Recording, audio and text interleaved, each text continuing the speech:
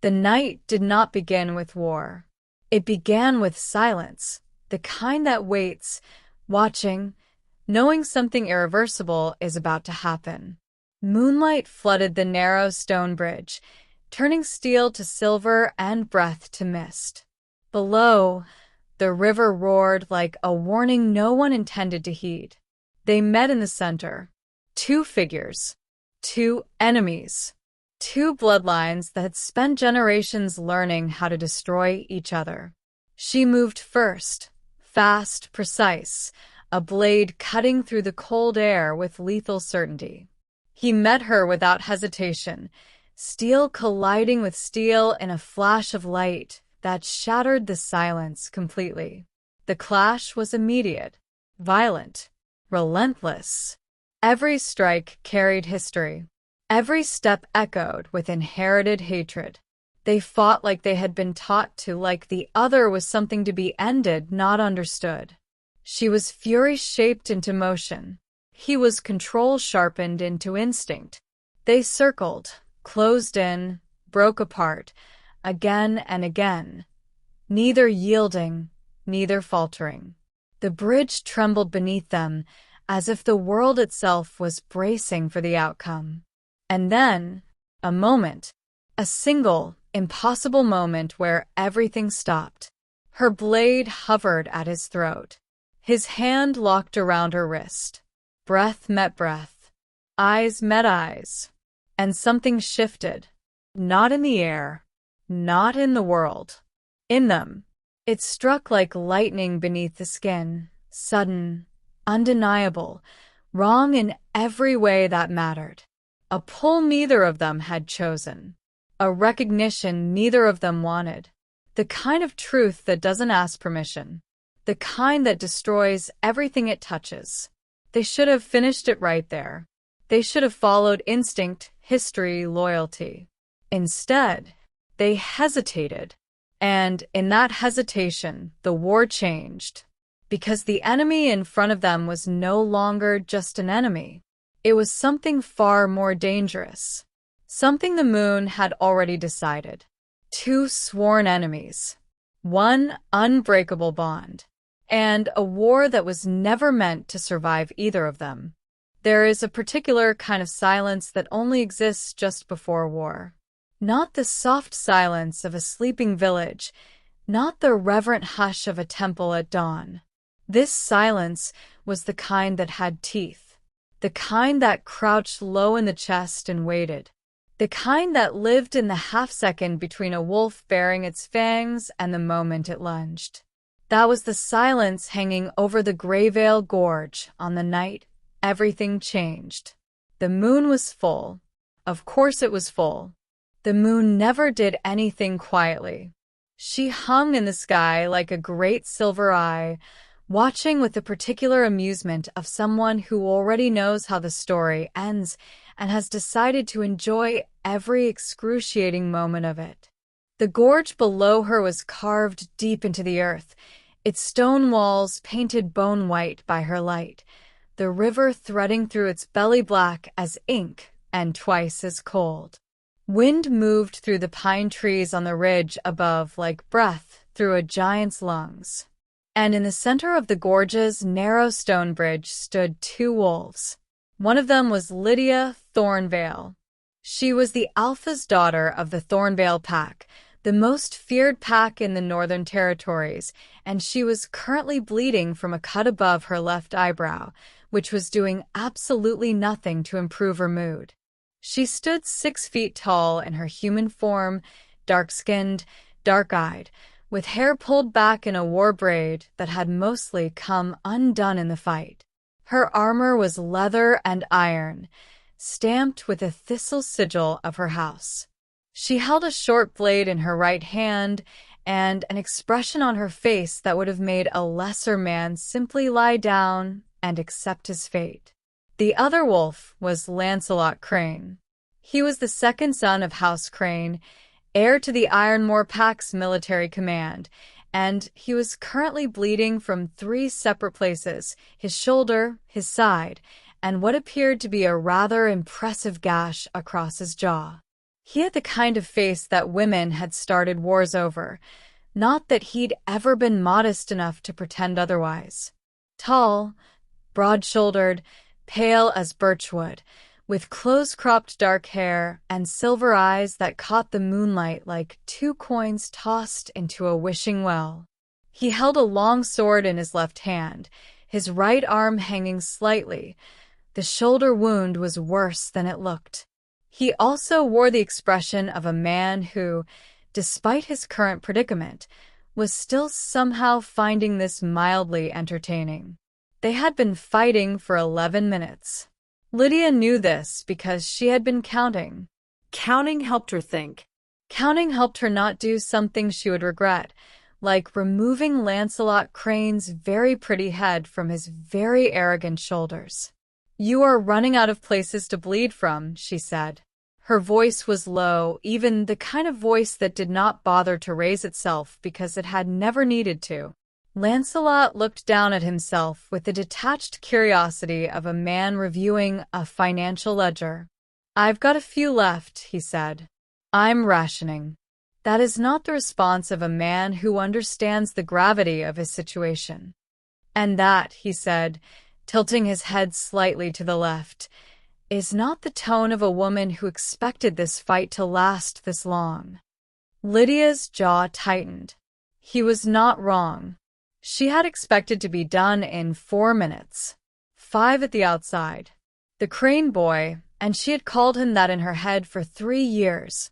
The Crane Boy, as though she could make him smaller by diminishing his age, had a reputation for brilliance in open warfare, cavalry charges, large-scale pack formations. She had assumed he would be mediocre in close quarters. She had assumed incorrectly. He was, in fact, extraordinarily good at close quarters, which was irritating on a level she did not have adequate words for. "Step aside," she said. "The crossing is mine by right of challenge. I invoked it before you drew steel." "You invoked it to a patrol of 6 men," Lancelot said pleasantly, "all of whom you subsequently put on the ground in a manner I can only describe as enthusiastic. The challenge protocol doesn't extend to officers of a sovereign pack who arrive after the initial engagement." "I am quoting pack law at you," she said. "And I am quoting it back," he replied, more accurately. The wind moved between them. The river below churned and hissed. The moon watched. And then, because neither of them had quite enough sense to stop, they moved. She came in low, changing the angle the way she had been trained since she was 9 years old, telegraphing right and driving left, blade angled to find the gap in his guard that she had identified 40 seconds ago. He was faster than she expected. He always was. But she was faster than he remembered, and she had been waiting for him to compensate for his shoulder, and he did. He shifted his weight to his stronger side, and she was already there, inside his reach, her forearm locking against his sword arm, her blade coming up toward his throat. His free hand closed around her wrist. They stopped. An inch of space between her blade and his pulse. His grip on her wrist, firm and unyielding. Both of them breathing. And then something happened. It was not a sound. It was not a sight. It was not a smell, exactly, though there was a scent involved, something that bypassed the rational mind entirely and went straight to the oldest, deepest, most inconveniently honest part of her brain. Something warm and dark and completely, utterly wrong. Lydia felt it like a key turning in a lock she had not known she had. She saw, in the fraction of a second before she ripped herself backward, that he felt it too. His silver eyes went wide. Not with fear, not with pain, with something far more dangerous. Recognition. "No," she said. It was not an answer to anything he had said. It was a statement of pure, unvarnished refusal, directed at the universe in general and the moon in particular. Lancelot Crane, second son of House Crane, blood enemy of House Thornvale, said nothing for exactly 4 seconds. Then he did something that she would spend the next 3 months wanting to strangle him for. He laughed. Not a cruel laugh. Not a mocking laugh. Something halfway between disbelief and helpless amusement, like a man who has just been told a joke so cosmically unfair that all he can do is marvel at the audacity of it. "Oh," he said, "the moon has a vicious sense of humor." "Do not," Lydia said, sheathing her blade with a snap that carried all the elegance of a door being slammed, "say another word." "I wasn't aware I'd said anything offensive." "You laughed." "I laughed at the situation." "That's very different." "Step aside, Crane." He looked at her for a long moment. His sword was still in his hand. His eyes were still doing that thing, that terrible, traitorous thing where they seemed to see too much. Then he stepped aside. Not because he had to. Not because she had bested him. He stepped aside the way one places a chess piece down carefully when the game is not yet decided, with intention and with patience. As she walked past him, close enough to feel the heat radiating off his skin, close enough to smell that infuriating, impossible, unwanted scent that the bond had already begun to weave between them, he spoke one last time. "Thornvale," he said. She did not stop walking. "This is not over." "It never is," she said, "with you people." And she walked off the bridge and into the dark. Behind her, alone on the stone arch above the Black River, under the full and gleeful moon, Lancelot Crane stood very still for a long time. Then he looked up at the sky. "You," he said conversationally to the moon, "are not going to hear the end of this from me." The moon said nothing. She never did. She only shone and shone and shone. Before we continue, I'd like you to let me know in the comment section where you are currently watching this story from. Also, do not forget to like and hit the subscribe button for more interesting werewolf romance stories. To understand why Lydia Thornvale walking away from Lancelot Crane was one of the most complicated things she had ever done, you need to understand what had happened between their families. And to understand that, you need to go back 60 years. 60 years before the night on the Greyvale Bridge, 2 alpha wolves stood in a meadow and made promises to each other. Their names were Roderick Thornvale and Edwin Crane, and they were, at the time, the closest friends in the Northern Territories. They had fought side by side in the Ashvale War, bled together on the same mud-soaked battlefields, and shared a bond of brotherhood that their wolves recognized as something rare and real. Together, they controlled the largest stretch of pack-held land north of the Silver Mountains, and their alliance was so strong that the human lords had stopped trying to press them. Then came the matter of the Ironmore Valley. The valley was not large. By the standards of the territories their packs commanded, it was almost insignificant, a narrow strip of land between the Crane holdings to the east and the Thornvale holdings to the west, bisected by the very river that ran under the Greyvale Bridge. It had good soil, a defensible position, and, most importantly, a silver vein running through its eastern ridge. Silver, for werewolves, was not merely a metal. It was a weapon. It was a resource. It was power concentrated into, or waiting to be pulled from the earth and shaped into the tools that could kill them, or protect them, in the right hands, from those who wished to. Both Roderick and Edwin claimed the valley. Both of them had documentation suggesting the land had been ceded to their family specifically by a human lord who had been dead for 30 years and therefore unavailable to clarify. Both of them were certain the other was lying. Neither of them was wrong. The truth, which neither man had known, and which a clever archivist would uncover 2 generations later, was that the human lord in question had been deeply in debt to both packs simultaneously and had signed over the same piece of land twice to cover separate debts, apparently operating on the optimistic theory that he would sort it out later. He had died before later arrived, and the two wolves who had bled together in the Ashvale War went home and sharpened their blades. The first Ironmoor conflict lasted 3 years. It ended not with a winner but with a treaty so bitter that both alpha wolves refused to sign it personally, delegating the shame to their respective betas. The valley was divided. The river became a border. And the friendship between Roderick Thornvale and Edwin Crane did not merely end. It curdled, the way milk does not simply go stale but becomes something actively hostile to everything that was good about it. Roderick died cursing the Crane name. Edwin died cursing the Thornvale name. Their children inherited the curses. Their grandchildren inherited the war. By the time Lydia Thornvale was born, the hatred between the two packs was less a political position and more a feature of the landscape, as natural and immovable as the mountains.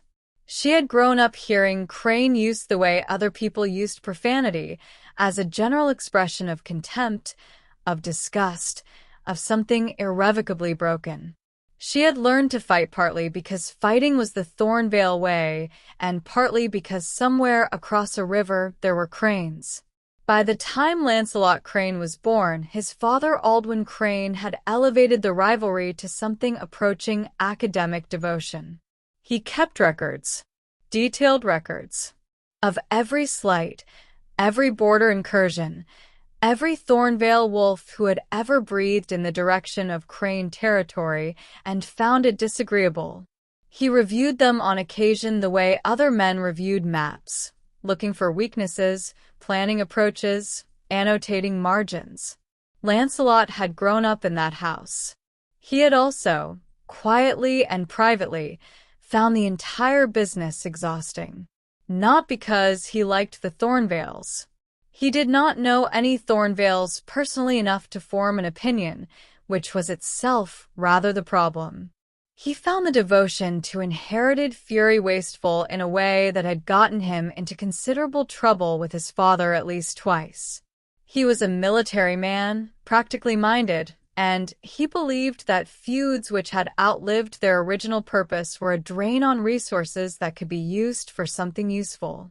He had, however, kept this opinion largely to himself. Because when your father is Aldwin Crane and your elder brother Garrett has already enthusiastically adopted the family religion of Thornvale hatred, there are some thoughts you learn to carry quietly. None of which made the events on the Greyvale Bridge any less of a catastrophe. Lydia spent the 3 days following the bridge encounter being magnificently composed. This was, she was aware, largely a performance for her own benefit. No one was watching. Her pack's winter stronghold at Thornhallow was mostly empty. Her father and the main force had ridden south to address a territorial dispute near the Saltwood Marshes, leaving Lydia in command of the northern holdings with a skeleton force of 30 wolves. 30 wolves, empty corridors, and a bond that had decided, with characteristic lunar timing, to announce itself at the absolute worst possible juncture. The bond did not care about timing. The bond had never cared about timing. It announced itself in the way these things always did, not with trumpets, not with visions, but with an absence. A specific, particular absence, like a tooth pulled from the jaw, where everything surrounding the space ached in recognition of what was missing. She felt the distance between herself and Lancelot Crane as a physical thing, a low, constant pressure behind her sternum that worsened when she stopped moving and had nothing to occupy her hands. On the first night, she reorganized the armory. On the second night, she climbed to the top of the North Watchtower and stayed there until dawn, breathing cold air and telling herself this was simply a matter of willpower. She had willpower in abundance. She had been exercising willpower since she was 14 years old, when she had decided that whatever the moon intended for her life Lydia Thornvale would be the one to determine its shape. The moon had apparently taken this as a challenge. On the third day, she went to see Elder Morgan. Elder Morgan was 93 years old, entirely blind in one eye, and in possession of more opinions than a woman should be comfortable voicing at that volume. She had served as the Thornvale Pack's spiritual counsel for 40 years, survived 4 alphas, 2 wars, and 1 incident involving a cursed hunting knife that she still declined to discuss. She lived in a stone cottage at the edge of the Thornhallow grounds, surrounded by an herb garden that smelled extremely alarming and several cats whose attitudes could best be described as legally distinct from feral. Lydia arrived at the cottage door, knocked twice, and was admitted by the elder herself, who looked at her with one good eye, one clouded eye, and the expression of a woman who has been expecting this visit. Sit, said Morgan. Lydia sat. Tea, said Morgan. It was not a question. If you're making it anyway. I'm making it because you look like a woman who has not slept in 3 days and is too proud to say so. Lydia said nothing, which was itself a confirmation. Morgan made tea with the unhurried efficiency of someone who had been doing this for 7 decades. She set a clay cup in front of Lydia, lowered herself into the chair across the fire, and folded her hands in her lap. Tell me, she said. I've found my fated mate, Lydia said. The words tasted strange in her mouth. Clinical. Removed. As though by refusing to let them carry weight, she could reduce the thing itself to something manageable. Morgan nodded slowly. And nothing. I need to know how to sever it. The elder looked at her for a long moment. You need to know, Morgan repeated, with the careful enunciation of someone repeating a sentence back to a speaker to give them an opportunity to hear how it sounds. Yes. Lydia. There are precedents. I've read the histories. Beta Oswine of the Thornvale Pack refused his fated bond in the year of the long frost and lived another 40 years without. Oswine of Thornvale, Morgan said calmly, lost 3 fingers to frostbite the winter. He refused the bond, lost his sense of smell entirely within 5 years, and spent the last decade of his life unable to hold his wolf form for more than an hour at a stretch. She picked up her own teacup. He also had a famously terrible temperament in his later years. His own children would not visit him. You may continue citing him as a precedent if you wish, but I felt that context was relevant. Lydia stared at the fire. Who is it? Morgan asked. The silence stretched long enough to become its own answer. A crane, Lydia said at last. Morgan was quiet for a moment. Then she made a sound, not quite a laugh, not quite a sigh, the sound of a woman who has lived long enough that the universe has lost its capacity to surprise her, but who retains the ability to be amused. Of course, said the elder. Don't. I haven't said anything. You were about to say something about the moon's design. I was going to say, Morgan said, with elaborate patience, that the bond between fated mates cannot be severed by knowledge, nor by willpower, nor by reading extensively about people who tried and suffered for it. What it can be is refused for a time. But refusal is not severance. It is merely delay, and delays collect interest. How much interest? Lydia said flatly. The longer you deny it, the stronger it becomes. And the stronger it becomes, the worse the symptoms grow. Morgan looked at her steadily. Sleep first, then smell. Then the wolf itself begins to suffer, restlessness, difficulty shifting, aggression without object.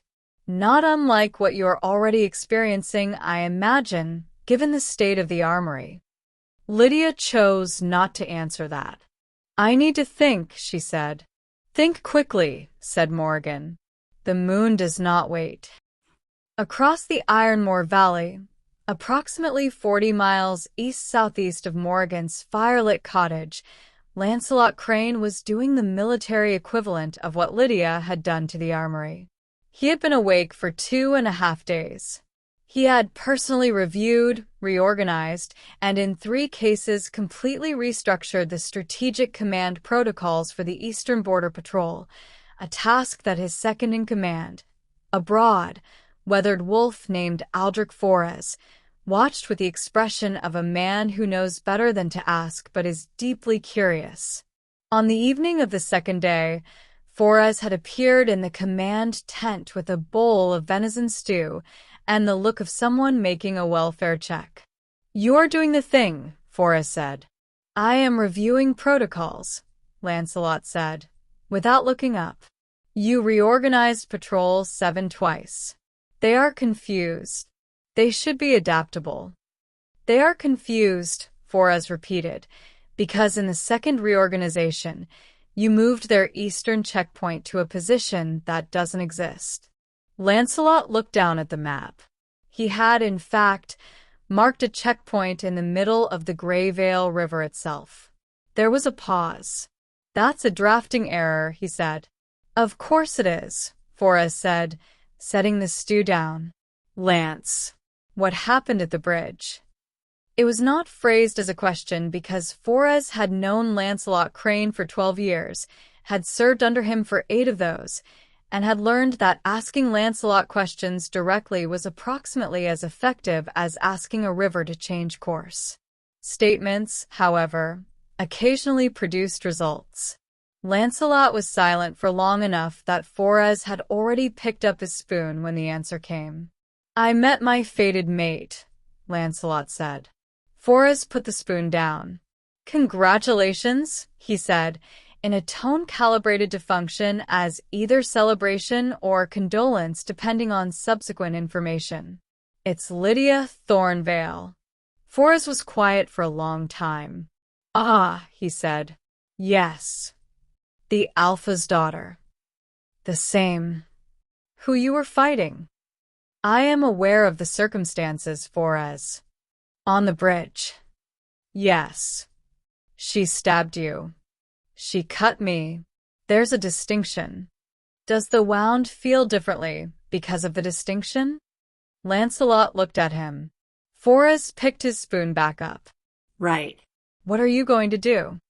Lancelot was quiet for a moment, staring at the map and the incorrect checkpoint floating over the river. "I don't know yet," he said, which was for Lancelot Crane the most honest thing he had said in days. It was the border dispute that brought them together the second time.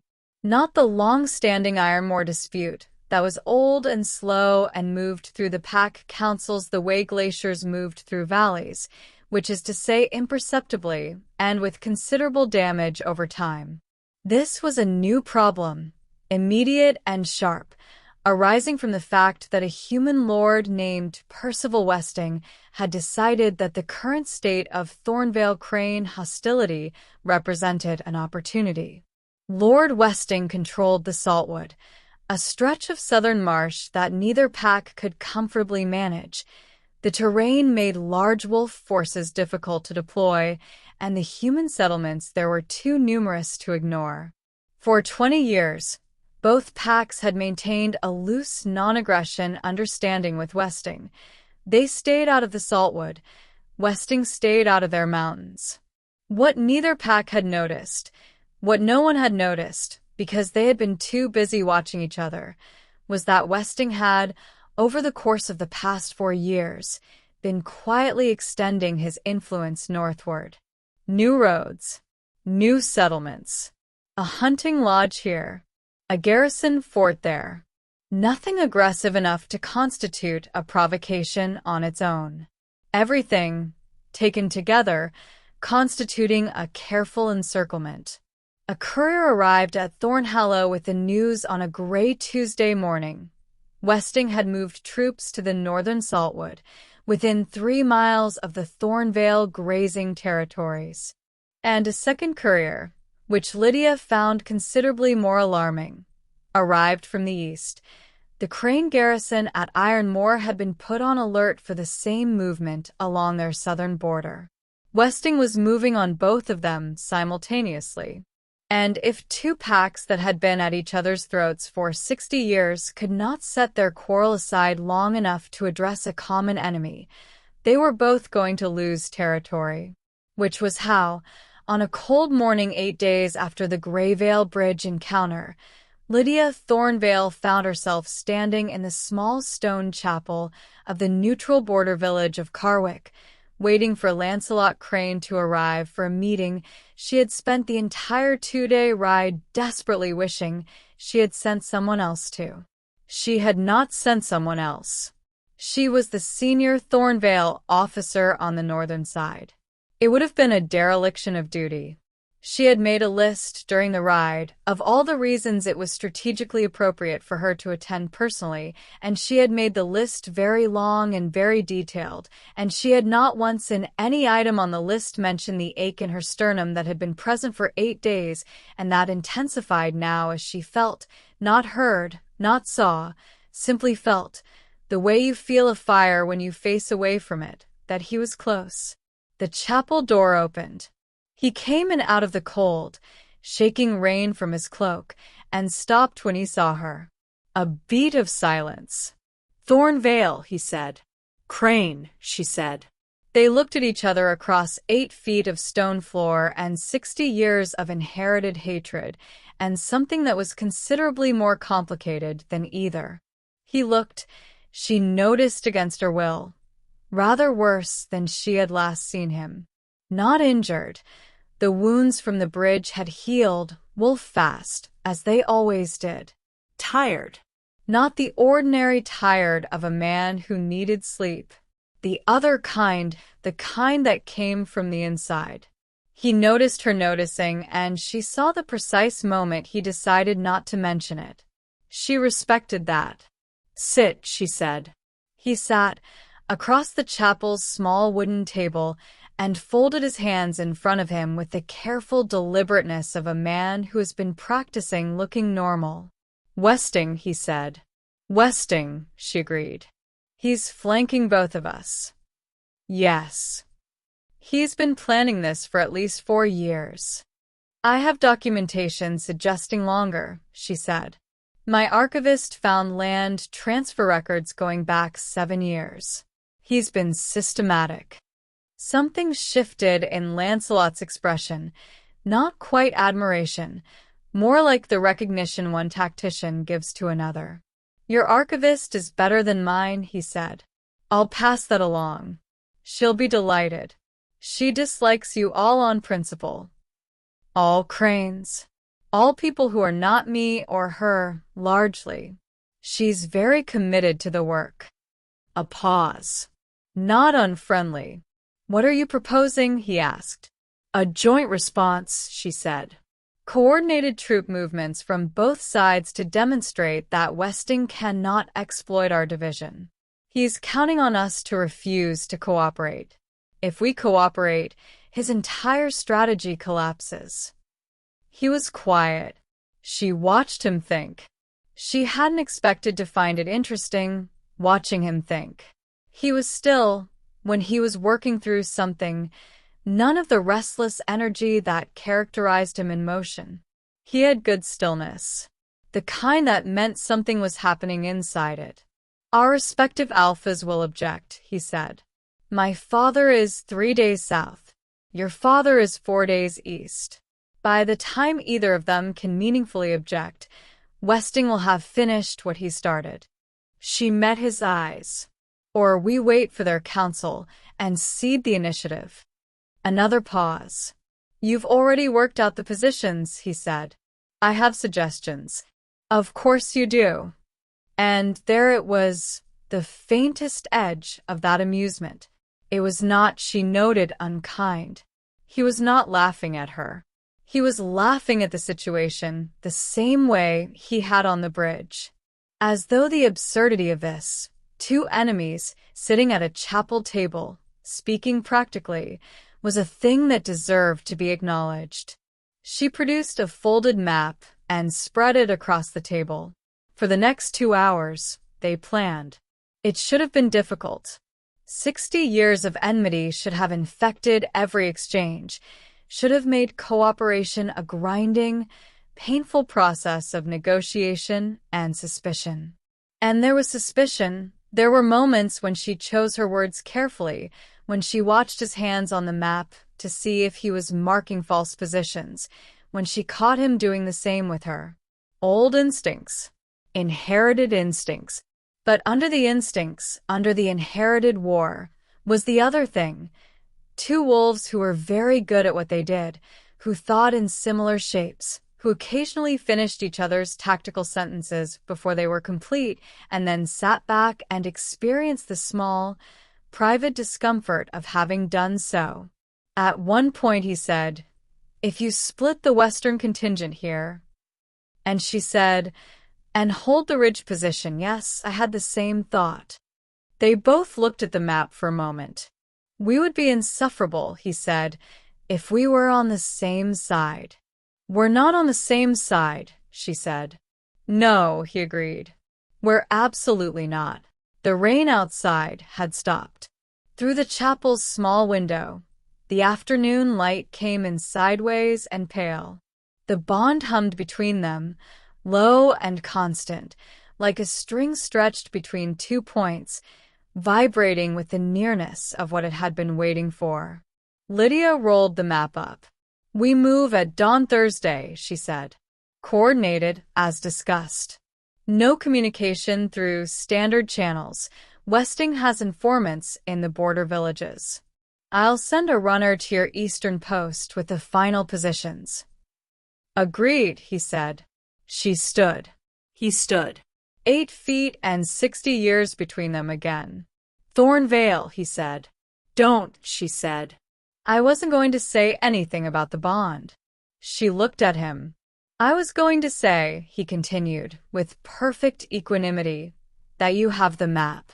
And we need copies." A pause. She unrolled the map and handed it back to him. He produced his own writing supplies from his coat. Of course he had writing supplies on his person, because of course he did, and made his copy efficiently, sliding the original back across the table. Then he left. Lydia stood in the empty chapel for a long moment after the door closed. The ache was worse now, which was predictable. The bond did not like proximity followed by departure. It was greedy that way. She picked up the map and walked outside into the clean, cold air. Above Carwick's modest rooftops, the sky was clearing. By tonight there would be stars. By next week there would be a full moon. She was deeply uninterested in what the moon thought about any of this. The joint campaign against Lord Westing lasted 11 days, and it went, against all reasonable expectation, extremely well. This was the most irritating thing about it. The tactical cooperation that Lydia and Lancelot had sketched out in the Carwick Chapel translated, in practice, into a level of military efficiency that neither pack had achieved in decades. The Thornvale wolves were exceptional in the highlands, nimble, fierce, expert at broken terrain. The crane wolves were superior in the lowlands, disciplined, heavily armored, practiced in the kind of sustained engagement that required wolf units to hold a line under significant pressure. Together, their combined force covered weaknesses that each pack individually struggled with. Westing had not planned for this.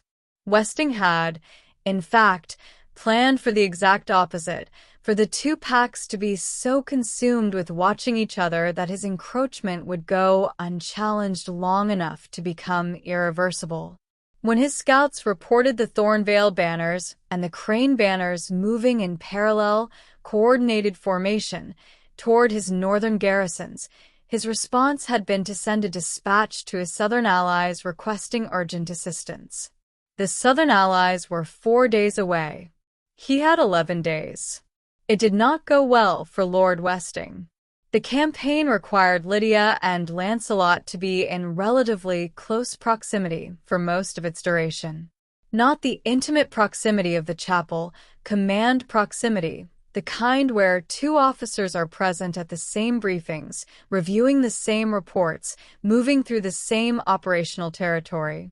The kind of proximity where, if you are not careful, you begin to understand how a person thinks. Lydia was very careful. She was careful in the way that requires continuous active effort, the way that is itself a kind of labor. She spoke to Lancelot when she had to, which was frequently, given the circumstances, and she maintained a professional tone, and she did not allow herself to find him interesting or competent or occasionally, against everything she stood for, quietly funny. On the fourth day, during a rest period after a night march, she overheard him with his unit. He was sitting with 4 of his wolves around a small fire, conducting what was technically a debrief and functionally a negotiation between a group of exhausted, cranky soldiers who were developing friction with each other. 2 of them were new, young, barely 20, from separate villages with an old local grudge between them. Lancelot was managing this the way a craftsman manages fine work, precisely, without apparent effort, with the particular skill of a person who understands that the goal is not to force peace, but to give people room to arrive at it themselves. He was funny, at points. He said things that made even the most stone-faced of the 2 young wolves crack a reluctant smile. Lydia watched for approximately 3 minutes before she made herself stop watching. It did not help. On the 7th day, there was an incident. A Thornvale scout named Rena had pushed too far into Westing's territory on a reconnaissance run and found herself in trouble, surrounded, outnumbered, her signal horn lost in the scramble to evade the patrol that found her. The alarm went up through the Thornvale command, but the rescue response was going to be slow. The nearest Thornvale unit was on the wrong side of a ridge. The nearest unit to Rena's position was a crane patrol. Lancelot redirected them without being asked. He redirected them within 12 seconds of the alarm reaching the command post, before Lydia had finished reading the report, before she had issued any order. He did it because it was the correct tactical response, because the information that reached him first was that a wolf was in danger, and that his unit was closest. Rena was recovered unhurt. Lydia did not say anything to Lancelot about it directly. That evening, she sent a runner to the Crane Command tent with a jar of honeyed mead, a Thornvale tradition for significant acts in the field, and a note that said only, "Thornvale Pack thanks the Crane unit for their swift response." The runner returned an hour later with an empty jar and a note that said, "The mead was good. Tell your brewer they've wasted their talent on the wrong pack." She almost smiled. She definitely did not smile. She put the note away in her field kit with a careful expression and returned to her maps. On the 9th day, Westing's southern allies arrived, earlier than expected, with a significantly larger force than the scouts had reported. The situation shifted quickly from a controlled campaign to something less comfortable. Westing himself had taken up a defensive position in his northern fort, and the combined arrival of reinforcements suddenly put the joint Thornvale Crane force in the unfamiliar position of being outnumbered. The command tent that night was tense. Lydia's senior officer, a hard-faced wolf named Berwin, was arguing for a strategic withdrawal to favorable terrain and a reassessment. The Crane's second-in-command, Forez, was arguing something similar. The sensible arguments were piling up on the side of patience and caution. Lancelot was quiet for most of the discussion. Then he unrolled a map and pointed to a position along the river. "Westing's reinforcements came from the south," he said. "They came fast, which means they are not as equipped as their main force. They're also expecting us to pull back. Westing will have told them we were already retreating before they arrived, because that's the report that would bring them here fastest. They're moving to consolidate, not to fight." He looked at the map. If we're gone when they expect to find us and present when they don't, we determine the terrain. Lydia was looking at the same map. The mill crossing, she said. He glanced at her. The mill crossing, he confirmed. Berwin looked between them with the expression of a man watching two people conduct a conversation in a language he speaks but cannot quite follow at their speed. The mill crossing worked. The engagement at the Saltwood's northern edge lasted 4 hours, ended with Westing's reinforcements in a full retreat, and concluded with Lord Percival Westing sending a formal surrender offer to both pack commands, notably to both, which was his way of acknowledging that the pack he had expected to pick apart individually had, somehow, become a joint entity that he could no longer safely ignore. On the 11th day, with the campaign concluded and the tents being struck and the respective forces preparing to march home in opposite directions, Lydia stood at the edge of the Saltwood looking south at the flat gray sky. She heard Lancelot approach. She did not turn around. "You have a problem," he said. "Several," she agreed. "Which one are you referring to?" "Your father is going to hear about this campaign before you reach Thornhallow. The news is already moving. He will not be pleased." "No," she said. "He won't. Mine will also not be pleased." "No." A pause. "It was the right call," he said. "Strategically. Operationally. In every way that matters for the pack." "I know that. So does he. Somewhere under the 60 years of fury, your father is an intelligent wolf. He will see the result." She turned and looked at him. He was, she thought, and she would not be saying this aloud, not today, not ever, exactly what you would want if you were designing a wolf to stand across from you in an emergency and not make things worse. Which was the most professional way she could frame what the Bond had been trying to tell her for 11 days, and she was going to keep framing it professionally until she died, or until the moon got tired of waiting. "Thank you," she said. "For Rena." He shook his head slightly. "She's a wolf. She needed help. She's a Thornvale wolf. She needed help," he said again, and there was nothing complicated in his voice. "Just that. The simplest, most difficult thing in the world." Lydia looked at him for a moment longer than was strictly necessary. Then she turned and walked back toward the Thornvale camp. Behind her, Forres appeared at Lancelot's shoulder, having approached with the stealth of a very experienced second-in-command who has been watching this for 11 days. "Well," said Forres. "Not a word," said Lancelot. "I was going to say the campaign went well." "You are not."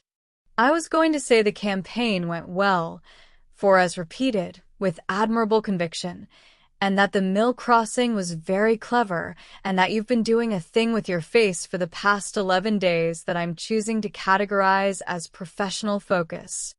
A pause. "She's a Thornvale," Lancelot said. "She is," Forres agreed. "She's also the wolf who reorganized your supply chain on day 3 without being asked because she noticed it was inefficient, and who returned the reorganization notes with the correct adjustments already marked, and who?" Forres. I'm going. Professional focus." "Noted." Forres went. Lancelot stood at the edge of the Saltwood until the Thornvale column disappeared over the ridge. Then he turned north, toward his own march home, and toward whatever conversation waited at the end of it. Alpha Godfrey Thornvale arrived at Thornhallow 3 days after Lydia. He was not shouting when he arrived. Godfrey Thornvale had long since stopped shouting. He was a man of 61, gray at the temples and in his close-cropped beard, with the dense, contained energy of a wolf who had been alpha for 23 years and understood that authority expressed as volume was the resource of a man who did not trust the weight of his actual presence. His presence was, by any measure, substantial. He reviewed the campaign records Lydia presented to him without speaking for a very long time. She sat across from him at the great table in Thornhallow's war room, her hands folded in her lap, and she did not offer justifications. She had decided, on the 3-day ride home, that she would not lead with justifications. She would lead with results and let him work his way to the conclusions the evidence supported. Godfrey read. The silence stretched. "Westing is contained," he said at last. "Yes. His southern alliance is broken. They retreated when the cost became too high. They will not return quickly. The joint action." He looked up from the papers. "This was your decision." "It was the correct tactical decision." "I did not ask if it was correct. I asked if it was yours." "Yes." Another long silence. "You worked with a Crane," he said. "I worked with a competent military officer who happened to be a Crane," she said, "to address a threat that neither pack could have resolved separately." "Lydia." "Father." The word landed between them differently than Alpha. It was a different kind of conversation. Godfrey set the papers down and looked at his daughter, really looked at her, in the way that fathers look at their children when they're trying to see the person and not just the heir. "What else?" he said. It was not a question about the campaign.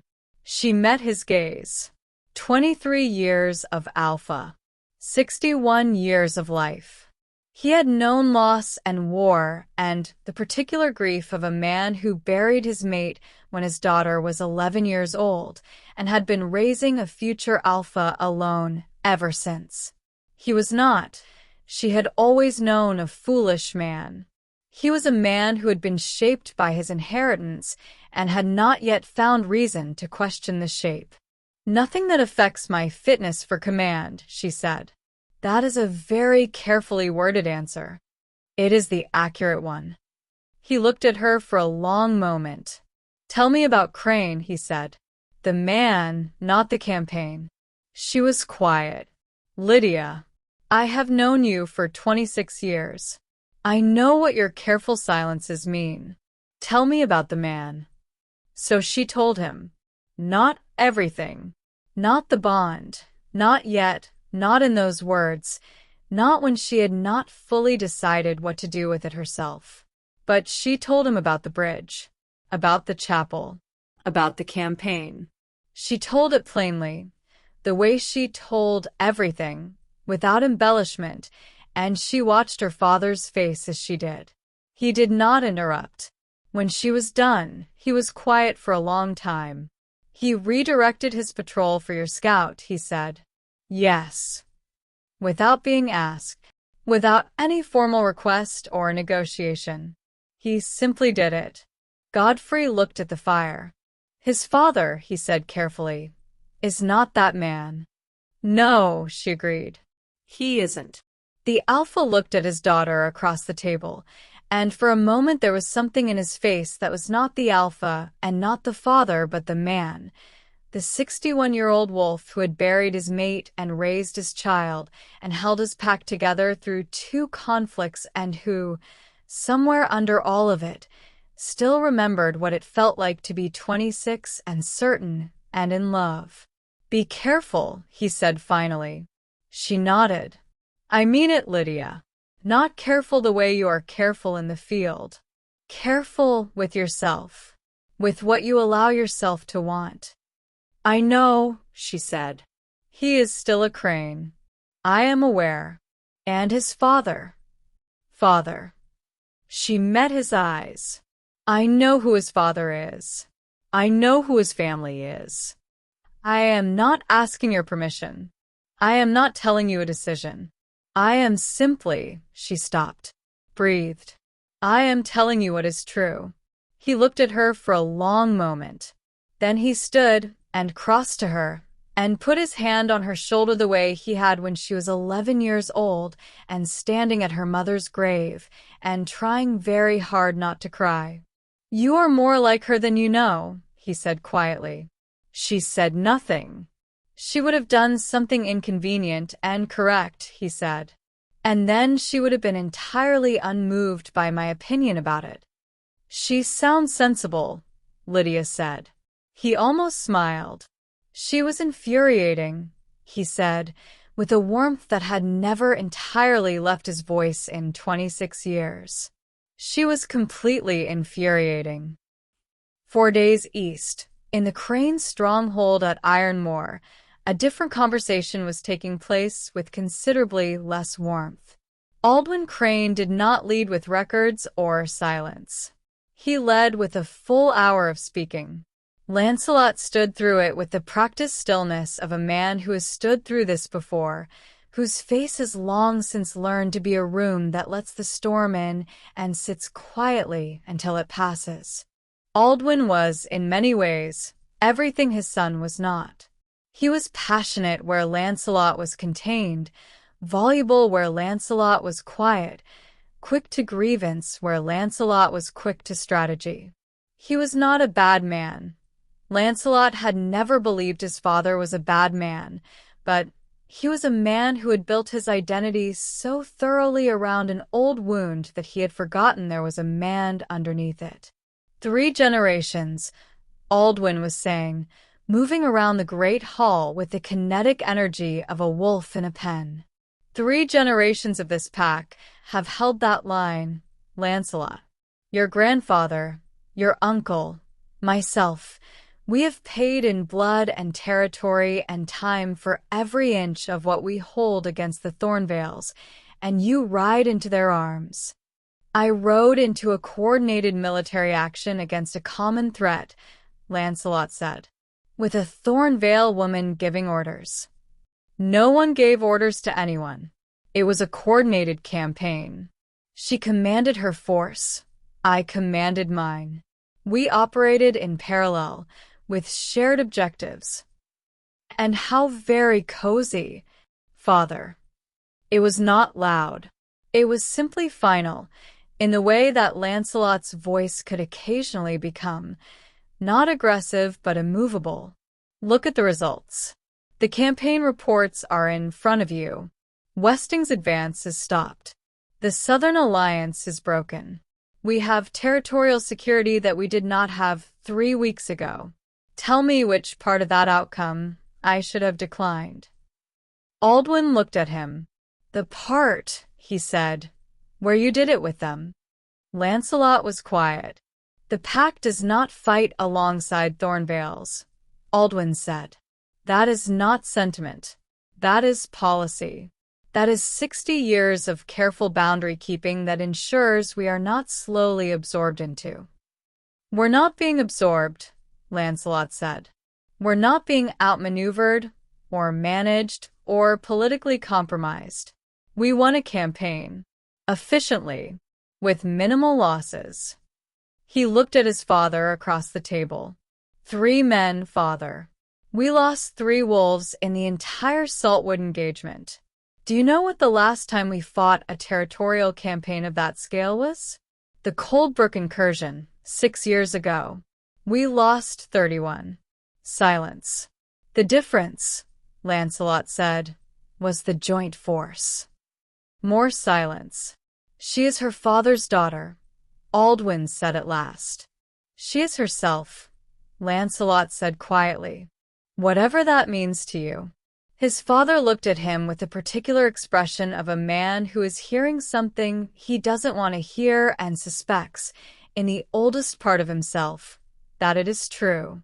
What are you telling me? He said. I'm telling you, Lancelot said carefully, that the world we inherited is not the world that exists now, and that some decisions made 60 years ago may not deserve to govern decisions made today. He left before his father could respond. Behind him, in the great hall of Ironmoor, Aldwyn Crane stood very still in front of the fire. On the mantel above it was a portrait of his father, Edwin Crane, painted in the first year of the Ironmoor conflict. Edwin looked out of it with the expression of a man who has decided something and is not interested in being argued with. Aldwyn looked at his father's face for a long time. Then he looked away. The full moon arrived on a Thursday. The bond had been counting. Lydia knew at the moment she woke that morning. The ache that had been a constant low-grade presence for 3 weeks had shifted key. It was no longer the sound of something patient. It was the sound of something that had reached the end of its patience and was prepared to make that known through increasingly direct means. By noon, she could not eat. By late afternoon, she could not sit still. By sunset, she was standing on the north watchtower watching the horizon go rose and violet and then dark, and feeling the moon rising behind her like a hand pressed flat against the middle of her back, pushing. She shifted. It happened faster than it usually did. Her wolf did not wait for the deliberate, breathed transition she normally practiced. It came in an explosion of silver-gray fur, and suddenly the world was bigger and colder and louder, and the ache was not in her sternum anymore but distributed through every bone and muscle in her body, pulling with a clarity that was almost obscene in its simplicity. North, said the bond. North and east, across the valley, across the river, across 60 years. She ran. She did not make a decision about running. Decisions are things you make before you act. She was already in the forest below the watchtower, already moving at the speed that was neither entirely animal nor entirely human, by the time the part of her that made decisions caught up with what she was doing. She ran. And on the eastern side of the Ironmore Valley, under the same full and merciless moon, Lancelot Crane ran. He had felt it coming all day. He had spent the day very busy. He had found increasingly elaborate things to be busy with. He had reviewed reports, convened a briefing, spent 2 hours discussing patrol rotations with Forez in a manner that Forez later described as the most thoroughly camouflaged crisis management he had ever witnessed. At sunset, Forez had simply said, "Lance." And Lancelot had said, "I know." And Forez had said, "Go." And he had. His wolf was larger than average, which was itself mildly annoying. He preferred not to be conspicuous. Dark gray, almost black in low light, with those same silver eyes that looked, in wolf form, somewhat arresting. He moved through the pine forest east of Ironmore with a focus that was not focus but its opposite, a complete, total, unguarded letting go of every argument, every reason, every carefully constructed objection. The valley narrowed. The river appeared. The Greyvale Bridge, the same stone arch, materialized out of the moonlit dark. He arrived first. He stood on the bridge in his human form, having shifted back at the tree line, because some conversations needed to be conducted with words and not howling, and waited. She came out of the western trees 2 minutes later, also in human form, also having shifted at the tree line.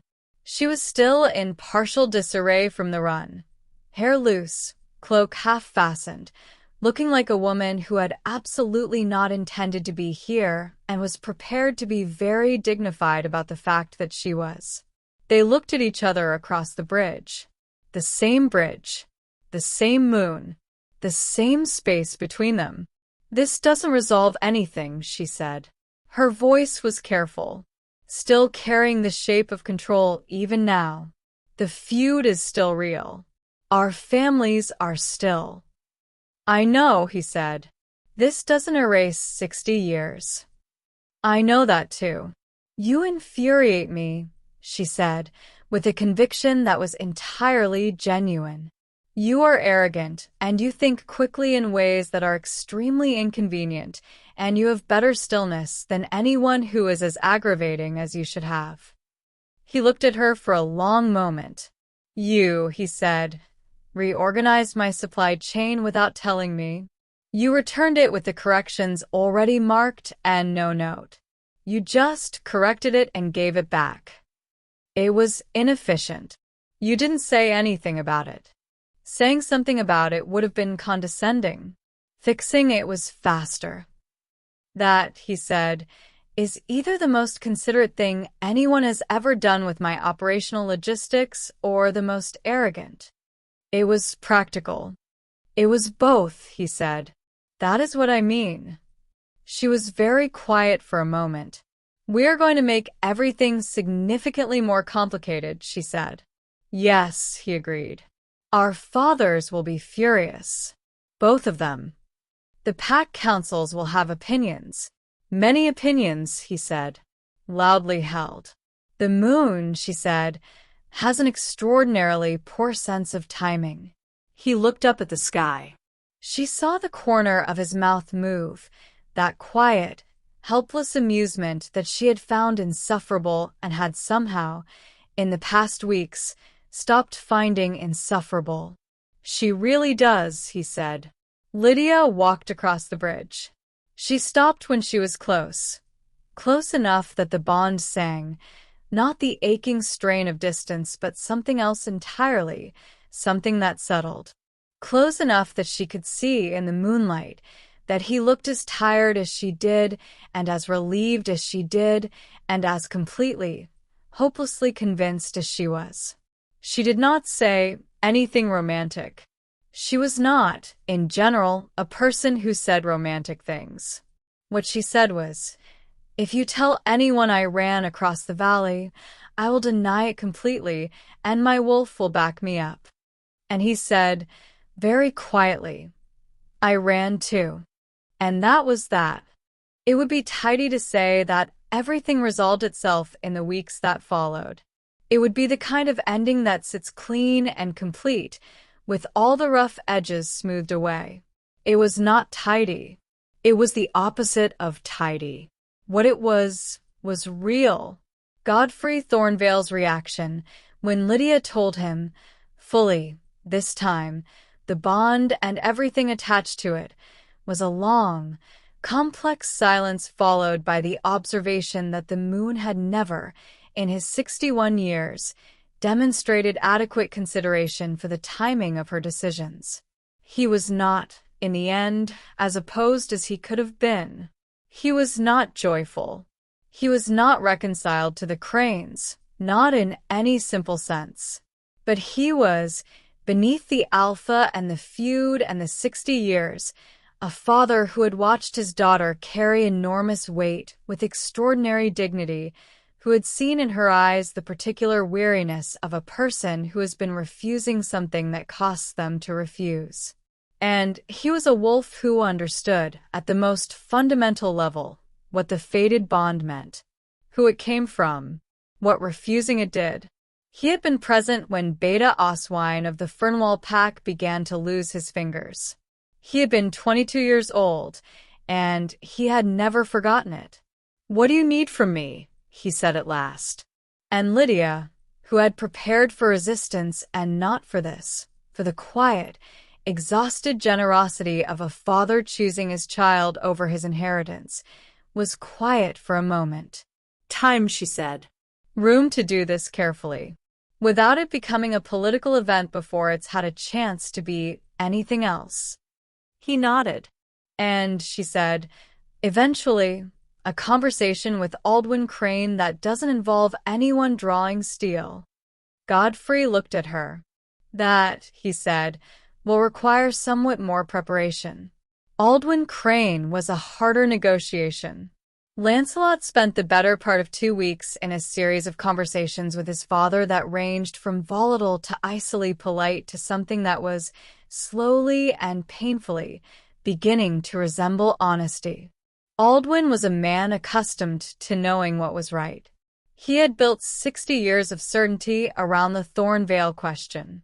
Lancelot was asking him to dismantle that certainty not by arguing with it, but by continuing to present, quietly and persistently, an alternative, the alternative of a world in which the feud was not the defining feature.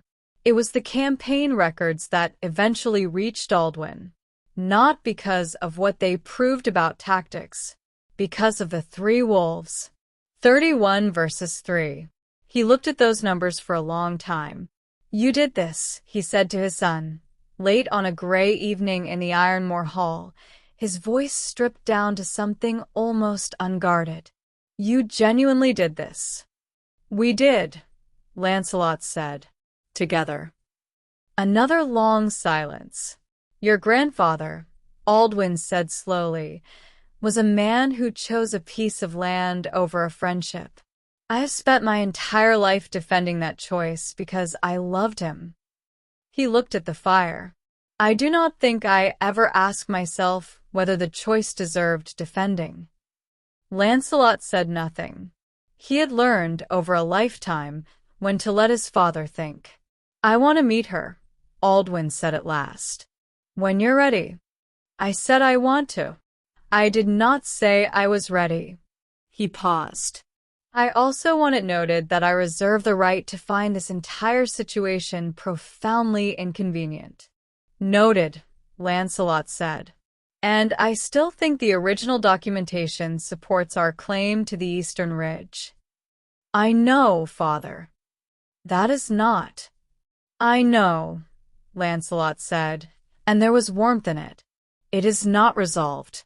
It may not be resolved in our lifetimes, but it doesn't have to be resolved before everything else can begin." Aldwin looked at his son.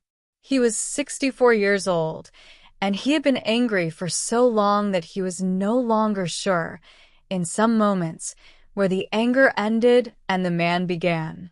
But he was looking at his son, who had his mother's eyes and his grandfather's tactical mind and something else entirely that was purely Lancelot, that quiet, impossible patience, and he was thinking about 3 wolves versus 31. "Introduce me," he said, "when you're both ready." Spring came to the border territory the way it always did, grudgingly, in pieces, starting with a thin thread of warmth in the afternoons and expanding slowly into something that could credibly be called a season. The Greyvale Bridge looked different in daylight.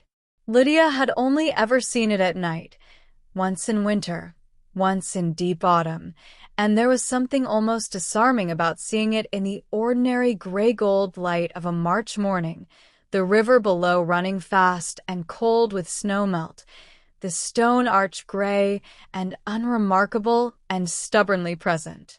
She stood in the middle of it. Lancelot came from the east, as he always did. She heard him before she saw him, not with wolf senses, not with the bond, just with ordinary ears, ordinary morning, the sound of a person walking toward her. He stopped beside her. They looked at the river below. "Forres has started calling this the bridge," he said, "as though there is only one bridge in the territories. People ask him which bridge, and he says the bridge again, and expects them to know." "Berwin has started referring to Forres as the Crane Man," she said. "Not your second-in-command or the Crane officer.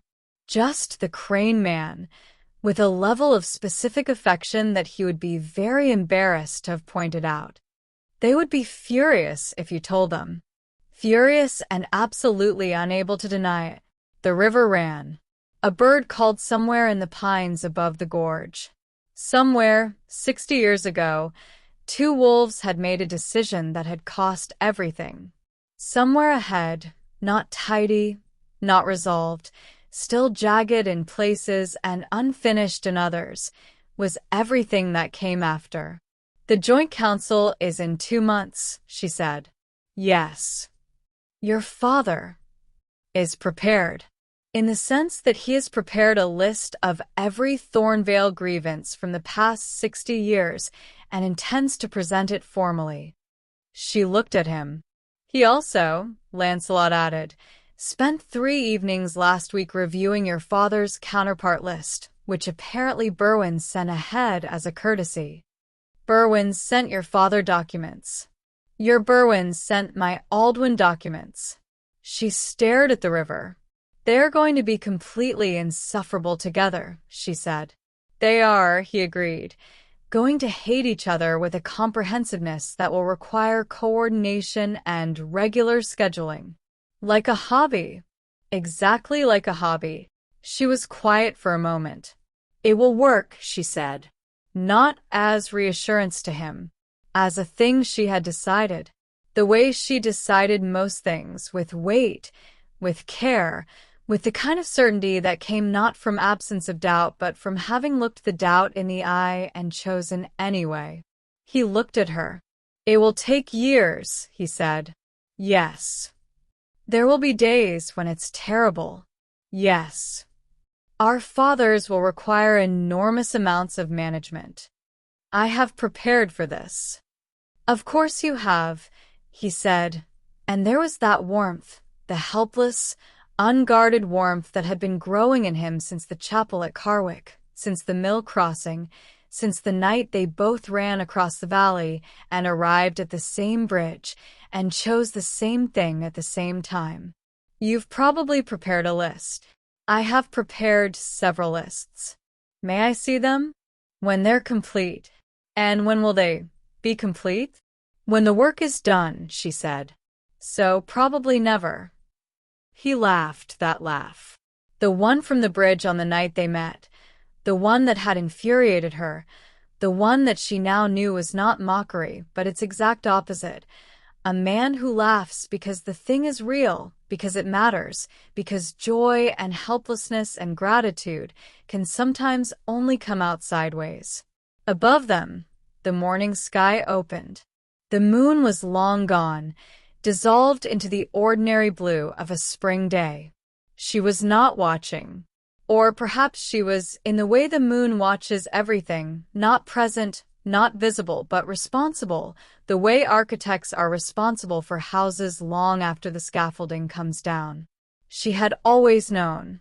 That was the thing about the fated bond that no one told you. No council resolution or elders' council or pack history covered adequately. It was not the bond's job to make things easy.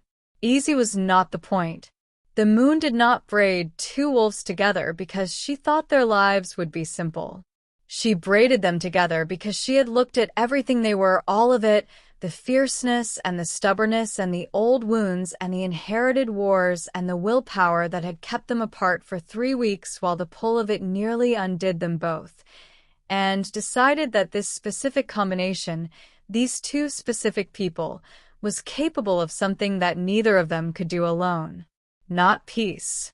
Not yet. Peace was far down the road, and it would not come easily, and it would not come without the work of hard conversations and joint councils, and Aldwyn Crane's comprehensive grievance lists and Godfrey Thornvale's careful, enormous generosity. But it would come, because two wolves who had met on a stone bridge and tried to kill each other and then, against every reasonable objection, chose each other anyway. Those wolves were not going to stop. They were too stubborn for that. They were too good at their work. They were too fundamentally, inconveniently, completely committed. Lancelot reached over and took her hand. She let him. The river ran below them. The pines moved above them. The spring light fell over the Greyvale Gorge, unremarkable and bright, turning ordinary stone to gold.